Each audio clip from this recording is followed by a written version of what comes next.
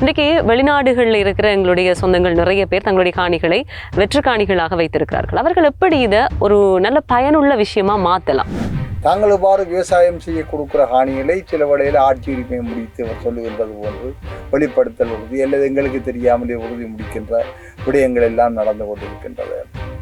வெளிப்படுத்தல் உறுதியை முடிக்கக்கூடிய சந்தர்ப்பங்கள் இருக்குது. இப்போ வெளிப்படுத்தல் உறுதி என்று சொல்லியிருக்கல சில பேருக்கு ஒரு மயக்கம் உண்டு, தெளிவிட்ட தன்மை இருக்கலாம். இது சட்ட ரீதி அற்றதா என்று சொல்லி நீண்ட காலமா தவறவிட்ட ஒரு உறுதியை பெற வேண்டும் என்று சொன்னா எப்படியான ஒரு ஆவணங்களோடு அவர்கள் செல்ல வேண்டியவர்களா இருக்கணும்? புலம்பெயர் மக்கள் இந்த விடயத்தில் முதல்ல நாங்கள் அவர்களை இந்த காணிகளை சொந்தமாக வைத்திருக்க சொல்லித்தான் ஊக்குவிக்கின்றோம்.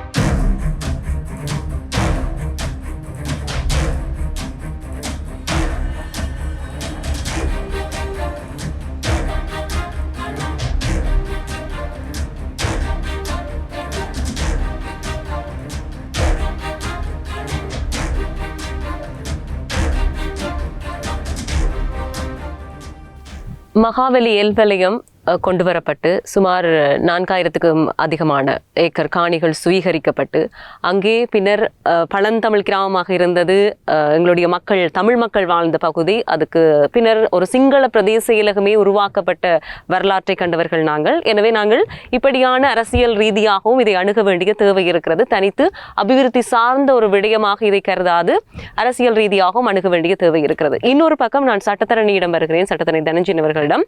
இந்த வெளிநாட்டில் இருக்கின்ற எங்களுடைய புலம்பெயர் தேசத்திலே வாழ்கின்ற உறவுகள் தங்களுடைய காணிகளை இங்கே வெற்று காணிகளாக கூட இருக்கலாம், காணிகளை வைத்திருப்பார்கள். அதை இன்னும் ஒரு பராமரிப்பாளருக்கு கொடுத்து அதை சரியான ஒரு வளப்படுத்தலோடு அதிலே ஒரு நல்ல ஒரு பயிற்சியை செய்யறதுக்கான வாய்ப்புகள் இருந்தும் அதை ஒரு பராமரிப்பாளர் கொடுக்கறதுக்கான ஒரு தயக்கம் அவர்கள்ட்ட இருக்கும்.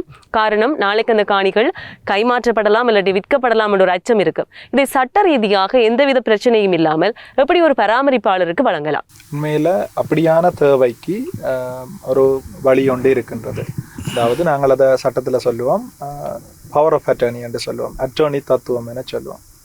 வெளிநாட்டில் இருக்கின்ற நபர்கள் தங்களுக்கு இலங்கையில் காணிகள் இருக்கும் என்று சொல்லி சொன்னால், விசேடமாக தனியார் காணிகள், பிரைவேட் லேண்ட்ஸ் இருக்கும் என்று சொல்லி சொன்னால், அவர்கள் ஒரு விசேட அட்டர்னி தத்துவம், ஸ்பெஷல் பவர் ஆஃப் அட்டர்னி செய்வதன் ஊடாக குறித்த காணியை நிர்வகிப்பதற்கு இலங்கையிலே ஒரு நபரை, முகவரை அல்லது ஒரு தங்கள் சார்பான ஒரு அட்டர்னியை அவர்கள் நியமிக்க முடியும்.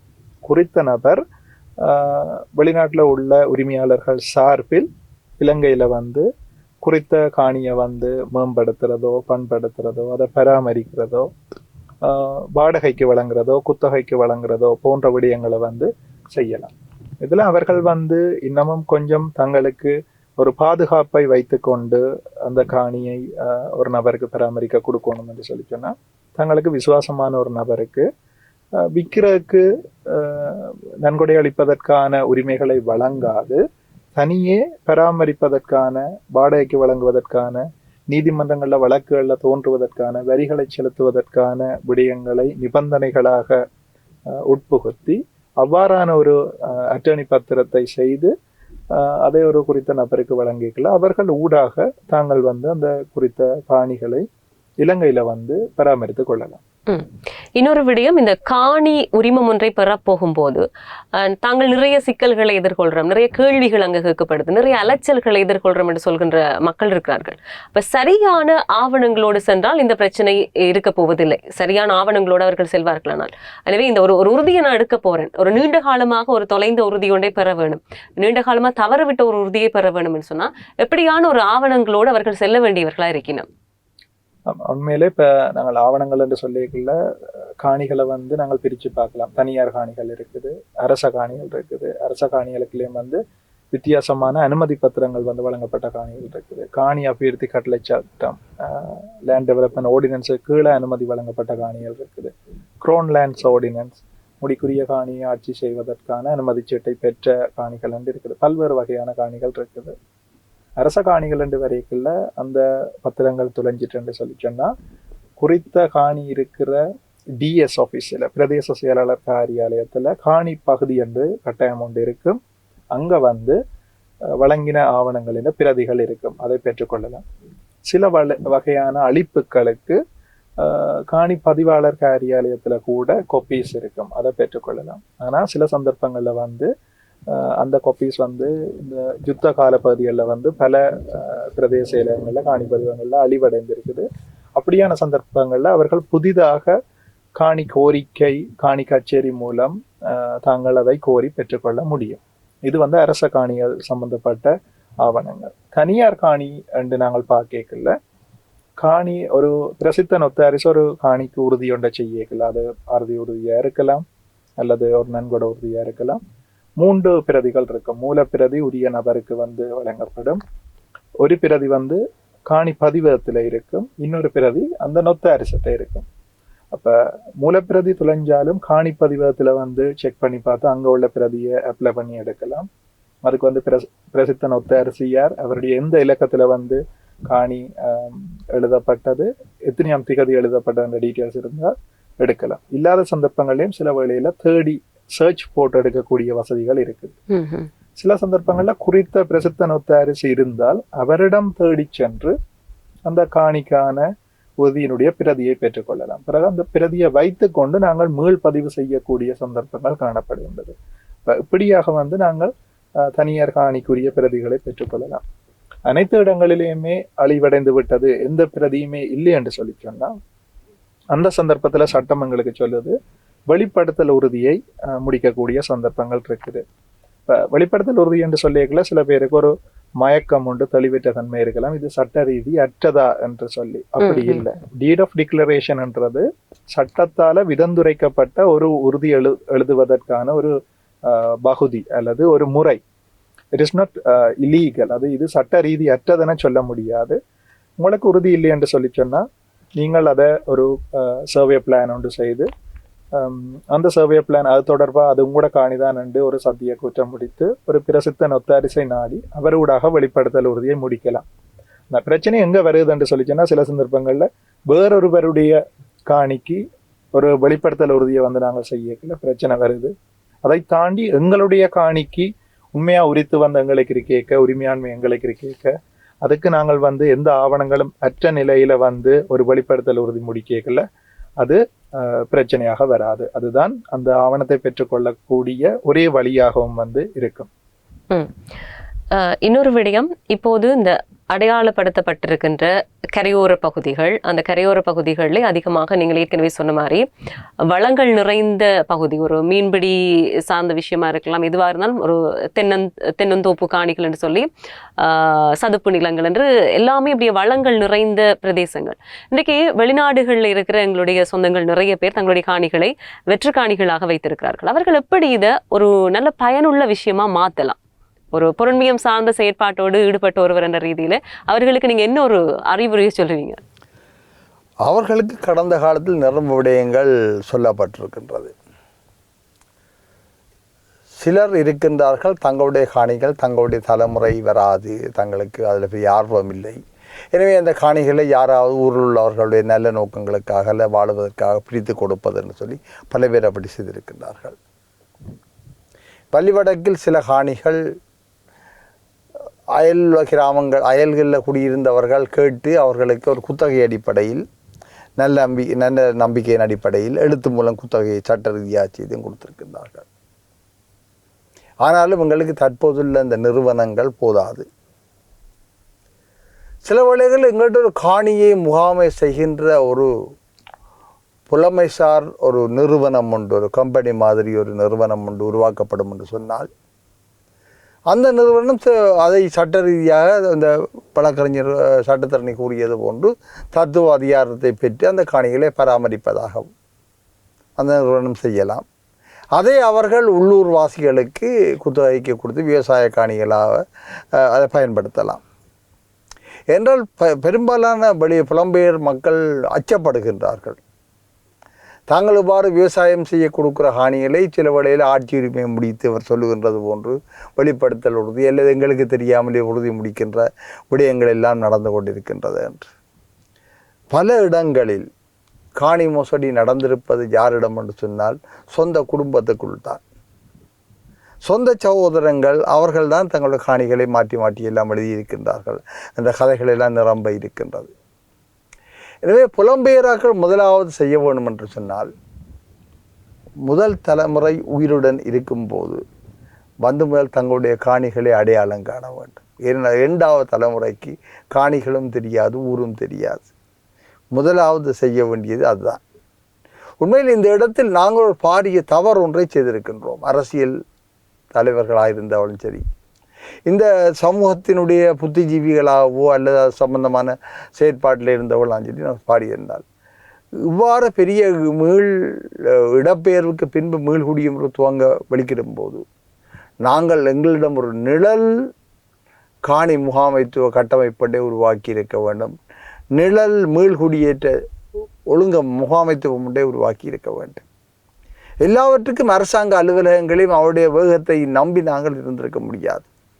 உதாரணத்துக்கு வழிவடக்கில் என்ன செய்திருக்க வேண்டும்? வழிவடக்கில் நாங்கள் அதற்கென்று ஒரு தனியான ஒரு செயலணி வைத்து அந்த வழிவடக்கின்ற ஒவ்வொரு காணித்துண்டும் யாருக்கு சொந்தமானது என்று சொல்லி எல்லாம் நாங்கள் அடையாளம் கண்டு இன்னும் ஒரு டம்மி என்று சொல்வார்கள், இன்னும் ஒரு திட்டம் ஒன்றை நாங்கள் உருவாக்கி அடையாளம் கண்டு வைத்திருந்தால், இன்று காணி பற்றிய விவாதங்கள் முரண்பாடுகள் வரும்போது நாங்கள் அந்த ஆவணத்தை பார்த்து ஓரளவுக்கு அதை செம்மைப்படுத்தி இருக்கலாம். நாங்கள் எப்படி எங்களுடைய கிராமங்களை மீள் கட்டமைக்கிறதுன்றதை பற்றி நாங்கள் யாருமே சிந்திக்கவில்லை. எல்லாவற்றையும் அரசாங்கத்தின் கொழும்பிலிருந்து வருகின்ற உத்தரவுகளை கையாளுகின்ற நிர்வாகத்திட்டையும் பொறுப்பு போட்டுட்டு நாங்கள் போராடி கொண்டிருந்தோம். எங்களுக்கு போராட்டம் மட்டும்தான் எங்களுடைய வாழ்க்கை. அப்போ புலம்பெயராக்களை பொறுத்தவரை என்ன செய்யணும்னு சொன்னால், அவர்கள் முதலில் தெளிவாக இருக்க வேண்டும். தங்களுடைய காணிகளை அடையாளப்படுத்த வேண்டும். அதை எவ்வாறு அடையாளப்படுத்தி செய்வது என்பது பற்றி அவர்கள் உள்நாட்டில் உள்ள புலமையாளர்கள், சட்டத்தரணிகள், அதுபோன்ற பல நிறுவனங்கள் இருக்கின்றன, அவரோடு பேச வேண்டும். முதலாவது. 2வது, இன்று காணியை யாழ்ப்பாணத்தில் கூட விலைக்கு விற்கின்றவர்கள் யார் என்றால் புலம்பெயர் தேசத்தில் உள்ளவர்கள். உள்ளூரில் வாழுகின்ற மக்களால் வாங்க முடியாத அளவுக்கு விலை குறித்து வைத்து காணியை விற்கிறவர்கள் புலம்பெயர் தேசத்தில். இது மிக அயோக்கியத்தனம். இங்கு எவ்வளவு மக்கள் காணி இல்லாமல் இருக்கின்றார்கள். நீங்கள் தன்கொடையாக கொடுக்க வேண்டாம், ஒரு நியாயமான விலைக்கு கொடுங்க. நீங்கள் இங்கு எத்தனை கோடிக்கு விற்றாலும் அந்த கோடி உங்களுடைய நாட்டில் பெறுமதி இல்லாது. நீங்களை புரிந்து கொள்கிறீர்களே இல்லை. எனக்கு தெரியும், ரொம்ப பேர் காணி கேட்குற இடத்துல காணியை தேடிக்கொண்டு வந்து புலம்பெயர் தேசத்தில் இருப்பினும் அப்படி யாரையும் அணுகினா அவர்கள் சொல்லுகின்ற விலை எங்களுக்கு தலையை சுத்தும். இது மிகப்பெரிய அயோக்கியத்தனம். எனவே அந்த விஷயத்தில் அவர்கள் நியாயமாகவும் நிதானமாக இருக்கணும். எவ்வாறு நியாயமான விலையில் உள்ளூர் மக்களுக்கு அந்த காணிகளை கொடுப்பது. நன்கொடையாக கொடுக்காவிட்டால் நீங்கள் உள்ளூர் மக்களுக்கு கொடுங்கள், நீங்கள் பராமரியுங்கள். உங்களுடைய தலைமுறை வந்து உரிமை கொண்டாடக்கூடிய முறையில். இல்லையென்று சொன்னால் குத்தகைக்கு கொடுங்கள், இல்லையென்று சொன்னால் நன்கொடை கொடுங்கள், இல்லை என்றால் நியாயமான விலைக்கு கொடுங்கள். அதுவும் இல்லாமல் அறாவிலை வைத்துக்கிறது அடுத்த பிரச்சனை என்று சொன்னால், காணியும் வேணும், பராமரிக்கவும் மாட்டோம். அவனிடம் காணி 10 இருக்கும். வழிவடக்கில் கனகாணி இந்த பிரச்சனை இருக்கின்றது. நான் வாழுகின்ற குறுக்கோளுங்கையிலேயே முன்னுக்கு வருகின்ற 5 காணிகளுக்கு புலம்பெயர் தேசம்தான். அவ்வளவும் பற்றை நிரம்பி போயிருக்கின்றது, பாம்பு பூச்சி நிரம்பி போயிருக்கின்றது. அவளை இது பற்றியும் கவலைப்பட தயாராயில்லை. இது உள்ளூரில் வாழ்கிற மக்களை சங்கடமாக இருக்கு. என்ன அவளை பாதுகாப்பு பிரச்சனை, தவறுகள் நடக்கலாம், சமூக விரோத செயல்கள். அப்போ புலம்பெயர் மக்கள் இந்த விடயத்தில் முதல்ல நாங்கள் அவர்களை இந்த காணிகளை சொந்தமாக வைத்திருக்க சொல்லித்தான் ஊக்குவிக்கின்றோம். விட்டு காணாமல் போகுங்கள்னு சொல்லவில்லை. நாங்கள் ஊக்குவிக்கின்றோம், உங்களுடைய பரம்பரைக்கான காணியாக நீங்கள் இங்கே வச்சிருங்கள், அது உங்களுடைய உரிமை என்று. நீங்கள் வைத்திருக்கின்ற நீங்கள் இதை பராமரிப்பதற்காக, விவசாயம் செய்வதற்காக, அல்ல வேறு தேவைக்கு அதை கொடுப்பதற்கு சட்ட முறையில் இதை கொண்டு வாருங்கள் சொல்லுகின்றோம். சட்ட முறையாக இல்லாமல் குறுக்கு வழியில் செய்ய வேண்டாம் என்று. நிதி பரிவர்த்தனையை கூட நீங்கள் உண்டியல் முறையில் செய்கிறதை நான் ஊக்குவிக்கவில்லை. ஏன்னா உண்டியல் முறையில் கொண்டு வந்து முதலீடு செய்துவிட்டு முதலீடு காணாமல் போய்விட்டது, ஏமாற்றி விட்டார்கள் என்று சொல்லி கடைசியில் ஒரு இடம் முறைப்பாடும் செய்ய முடியாமல் நீங்கள் முழுசி கொண்டிருக்கின்றீர்கள். சட்ட முறையாக செய்தீங்கன்னு சொன்னால் உங்களுக்கு ஓரளவுக்காவது சட்டம் பாதுகாக்கும். நீங்கள் வேறு வழியில் செய்து போட்டு கடைசியில் ஏமாற்றப்பட்டு விட்டோம்னு சொல்ல முடியாத புலம்பெயர் தேசத்தில் உள்ளவர்கள் நிரம்ப காணிகள் வழிவடக்கில் தீவகத்தில் நிரம்ப காணிகள் இருக்கின்றன. அவர்கள் இந்த விடயத்தில் மிகவும் கவனமாக விரைந்து செயற்பட வேண்டும். இந்த காணிகளை என்ன செய்வது, இல்லாட்டி இங்கே உள்ள சட்டத்தரணி ஆலோசனை கேட்க வேண்டும். அது முதன்மையானது. அடுத்து நான் சட்டத்தரணியோட பேசிய விடயத்தில் ஒரு விடயம், ஆவணங்கள் எங்களிடம் இருந்தாலும் இல்லாமல் போன காணிகளை அரசாங்கம் நிரூபி இல்லைன்னா நாங்களுக்கு வரம்பெடுக்கும்னு சொல்கிறது வேறு விஷயம்.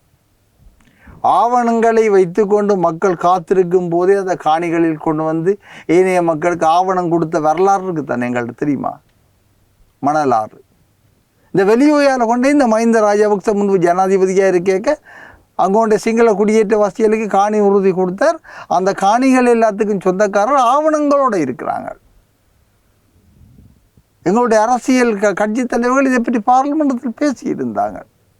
அது யாருடைய காதிலும் வரவில்லை. எனவே இங்கு வந்து பேய்கள் ஆட்சி செய்தால் பிணந்தின் சாத்திரங்கள்ன்றார். எல்லாம் சட்டம் சட்டம் என்று கதைக்கின்றோம் தானே. இந்த சட்டங்களை உருவாக்கினது ஒரு பெரும்பான்மை. அந்த பெரும்பான்மையின் மனதில் இருந்த தேகத்துவம் இருக்குத்தானே. அது இந்த சட்டங்கள் எல்லாம் சரியானதும் அல்ல. சட்டத்தை எல்லாம் சட்டப்படி நடக்க வேண்டும், சட்டம் எல்லாம் சரியானதும் அல்ல. அது ஒரு பெரும்பான்மையினுடைய ஜனநாயகத்தின் பேரால். அப்போ இது ஜனநாயகத்துடைய இருண்ட பக்கம். ஒரு அதி உயர் கூடிய பெரும்பான்மையினுடைய ஆதிக்கத்தின் கீழ் ஏனைய இனங்கள் வாழும்போது அந்த பெரும்பான்மையினம் தான் எடுக்கின்ற எதேச்சாதிகாரமான தீர்மானங்களும் தான் உருவாக்குகின்ற சட்டங்களும் அதுதான் இங்கே நடக்கின்றது. எனவே எல்லாத்தையும் நாங்கள் வெறுமனே சட்டம் சட்டம் சட்டம் சட்டம் சொல்லுகின்றது, சட்டம் இதுன்றது என்று சொல்லி எல்லாம் சொல்ல முடியாது. இந்த சட்டங்களே எங்களுக்கு பிரச்சனை தான். நாங்கள் சட்ட மறுப்புக்கு சொல்ல வரவில்லை. நாங்கள் சவாலுக்கு உட்படுத்த வேண்டியது சில வழியில் சட்டங்களை கூட. இந்த சட்டத்தின் வழி எல்லாம் நடக்கும்டா இலங்கையில் எல்லாத்துக்கும் சட்டம் உருவாக்கி செய்வார்கள். சிங்கள மொழி மட்டும் என்பதும் ஒரு சட்டம் தான். பல பரிமாணத்தில் இருக்கும். ஆவணங்கள் இருக்கின்ற பட்சத்திலேயே அதிலே இன்னும் ஒரு இனத்தை குடியேற்ற முடியும் என்று சொல்லி சொன்னால், இன்றைக்கு யுத்தத்தாலே புலம்பெயர்ந்து போயிருக்கிறவர்கள் இல்லை இங்கேயே நிறைய பேர் மீள் குடியேறி இருக்கிறவர்கள் தங்களுடைய ஆவணங்களை தொலைத்தவர்களாக இருக்கிறார்கள். இந்த காணி உரிமைகளை தொலைத்தவர்களாக இருக்கிறார்கள். இதுவரைக்கும் அவர்களுக்கு இப்போ இன்னும் ஒரு இடத்துல மீள் குடியேறதுக்கான வசதிகள் இருந்தாலும் இன்னும் ஒரு பகுதியில் வாழ்ந்து கொண்டிருப்பார்கள். இப்போ கரையோர பகுதிகள் இருக்கின்றவர்கள் தாங்கள் அந்த பகுதிகளில் இருந்து புலம்பெயர்ந்து வந்து 30 வருடங்களுக்கு பின்னர் மீண்டும் எப்படி அந்த இடத்துக்கு போறது அப்படின்ற ஒரு யோசனையிலேயே நிறைய பேர் காணி அங்க இருக்கு, அது எந்த பேர்லாம் இருக்குது, என்னட்ட காணி உறுதி இருக்கு அப்படின்னு சொல்லி யோசிச்சு கொண்டிருந்தாலும் இந்த நிர்ணய சட்டம் என்றது நாளைக்கு ஒரு சுவீகரிப்பு சட்டமாக இன்னொரு வர்த்தமானி அறிவித்தலை வெளியிடாது என்றதுக்கான எந்த விதமான நியாயப்பாடும் இல்லை. அப்படியான ஒரு விஷயமும் நடக்கலாம். எனவே உங்களுடைய காணி உரிமைகளை உரித்துக்களை கைகளில் வைத்துக் கொள்ளுங்கள். வைத்திருந்தாலும் நாங்கள் அப்படியே அதெல்லாத்தையும் அப்படியே கிடப்பில் போடாமல் இல்லாட்டி கொஞ்சம் அலட்சியமாக இல்லாமல் இந்த நிகழ்ச்சியை பார்ப்பதன் மூலமாக நிறைய தெளிவுபடுத்தல்கள் கிடைத்திருக்கும்னு நினைக்கிறேன். இந்த ஒரே ஒரு விடயம் சட்டத்தரணிகிட்ட கேட்டுக்கொண்டு நாங்கள் நிகழ்ச்சியை நிறைவுக்கு கொண்டு வரலாம். இந்த தனக்கு பின்னரான உரித்து இல்லாதவர்கள், இப்போ ஒரு மகன் இல்லை இல்லாட்டி கொஞ்சம் வயதாகி விட்டது, அதுக்கு பின்னால் உரித்துகள் இல்லாதவர்கள் எப்படி இந்த காணியை வந்து இன்னொருவருக்கு சட்டபூர்வமாக வழங்கலாம்? நிச்சயமாக சட்டத்தில் வந்து தனிநபர் சட்டங்களில் வந்து அதுக்கு ஒரு முறை ஒன்று இருக்குது. இப்போ நான் சட்டத்தை சொல்லிட்டு பிறகு என்ன செய்யலாம்னு சொல்கிறேன். இப்போ ஒரு நபருக்கு வந்து பிள்ளைகள் இல்லை, ஹேர்ஸ் அதாவது வாரிசுகள் இல்லை என்று சொல்லி சொன்னால் அது அவருடைய தாய் தந்தையால் தரப்பட்ட ஒரு ப்ராப்பர்ட்டி, அதாவது முதுசம் என்று தமிழில் சொல்லுவோம். முதுசம் ப்ராப்பர்ட்டி என்று சொல்லி சொன்னால் அது மீளவும் வந்து அவருடைய தாய் தந்தைக்கு போகும். தாய் தந்தைக்கு போய் அவர்களுக்கு இடையில வந்து பகிரப்படும். தாய் தந்தையர்கள் இல்லாத சந்தர்ப்பத்தில் அவருடைய சகோதரர்கள், சிப்ளிங்ஸ் என சொல்லப்படுகின்ற சகோதரர்களுக்கு இடையில வந்து பகிரப்படும். அவ்வாறு ஒவ்வொரு சட்டத்திலையும் ஜென்ரலோ பொது சட்டமாக இருக்கலாம், தேச உடைமை சட்டமாக இருக்கலாம், ஒரு சட்ட படிமுறை ஒன்று இருக்கிறது. அந்த அடிப்படையில் தான் அவர்கள் இறக்கின்ற போது அந்த சொத்தானது ஏனைய உரித்தாளர்களுக்கு இடையில பகிரப்படும். உயிரோடு இருக்கைக்குள்ள வாரிசுகள் இல்லை என்று சொல்லி சொன்னால் என்ன செய்யலாம் என்று சொல்லி சொன்னால் அவர்கள் அதை வந்து குறித்த நபர்களுக்கு வந்து நன்கொடை அளிக்க விரும்பினா விற்கலாம் அல்லது நன்கொடை அளிக்கலாம். ஒரு நபருக்கு நன்கொடை அளிக்கிறேன் சொல்லி சொன்னால் அதுலேயும் 2 விதமாக செய்யலாம். ஒன்று வந்து பூரணமாக வந்து தான் உயிரோடு இருக்கைக்கு நன்கொடை அளிக்கலாம், அல்லது சிவியை உரித்து லைஃப் இன்ட்ரெஸ்ட் என சொல்லப்படுகிற அடிப்படையில் தான் இருந்து வாழும் வரையான காலப்பகுதிக்கு தான் ஆண்டு அனுபவிக்கக்கூடியதாகவும் தன்னுடைய வாழ்நாளின் பின்னர் அது குறித்த நபரை சென்றடையக்கூடியதாகவும் சீவிய உரித்துக்கு அமைய நன்கொடை வழங்கலாம். இந்த முறையாக அவர்கள் வந்து நன்கொடை வழங்கலாம். அல்லது சில மக்கள் வந்து காணிகள் அதிகமாக பெற்ற மக்கள் என்ன செய்யணும்னா, சில நம்பிக்கையான அறக்கட்டளைகள், பொது நலன் நோக்கில் வந்து செயற்படுற நிறுவனங்களுக்கு வந்து தங்களுடைய காணிகளை வந்து நன்கொடை செய்யணும். அதாவது சிறுவர் பராமரிப்பு இல்லங்கள், வயோதிபர் பராமரிப்பு இல்லங்கள், அல்லது பொருளாதாரத்தை வளர்க்கக்கூடியதாக இருக்கின்ற சில முயற்சி திட்டங்களுக்கு வந்து தங்களுடைய காணிகளை வந்து நன்கொடை செய்யணும். இப்படியான செயற்பாடுகளில் வந்து வாரிசுகள் இல்லாத மக்கள் அவர்கள் வந்து தங்களுடைய காணிகளை வந்து வழங்கக்கூடியதாக வந்து இருக்குது. இன்றைய முப்பரிமாணம் நிகழ்ச்சியிலே இந்த காணி நிர்ணயம், காணி சுவீகரிப்பு சார்ந்த பல்வேறு விடயங்களை எங்களோடு பகிர்ந்திருந்தார்கள். சட்ட ரீதியான பல விஷயங்களை பகிர்ந்திருந்தார் சட்டத்திரடி தனஞ்சயன். அதே போன்று இதை எப்படி அரசியல் ரீதியாக நாங்கள் பார்க்க வேண்டும், மக்கள் அலட்சியமாக இது அபிவிருத்தி சார்ந்த ஒரு விடயத்துக்கான நோக்கத்துக்கான விடயமாக எடுத்துக்கொள்ளாமல் இதை எப்படி நாங்கள் அரசியல் ரீதியாக பார்க்க வேண்டும் என்ற ரீதியிலே சமூக செயற்பாட்டாளர் செல்வின் அவர்கள் பல்வேறு விஷயத்தை ஆழமாக எங்களோடு பகிர்ந்திருந்தார். இருவருக்கும் நன்றிகள்.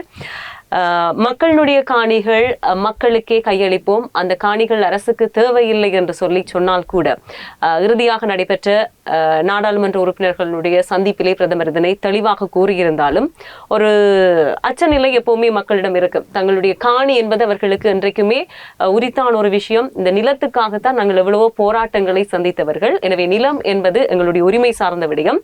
எனவே சட்டவிரோதமாக கையகப்படுத்தப்பட்டிருக்கின்ற காணிகள் மீள அந்த மக்களுக்கு வழங்கப்பட வேண்டும். இதற்கு முன்னர் கையகப்படுத்தப்பட்டிருக்கின்ற காணிகள் மீள வழங்கப்பட வேண்டும். இனிவர நாட்களிலே கையகப்படுத்தல்கள் அபிவிருத்தி என்ற பெயரிலே இடம்பெறக்கூடாது என்பதையும் வலியுறுத்தி இன்றைய முப்பரிமாணம் நிகழ்ச்சியை நிறைவு செய்கின்றோம். நன்றி.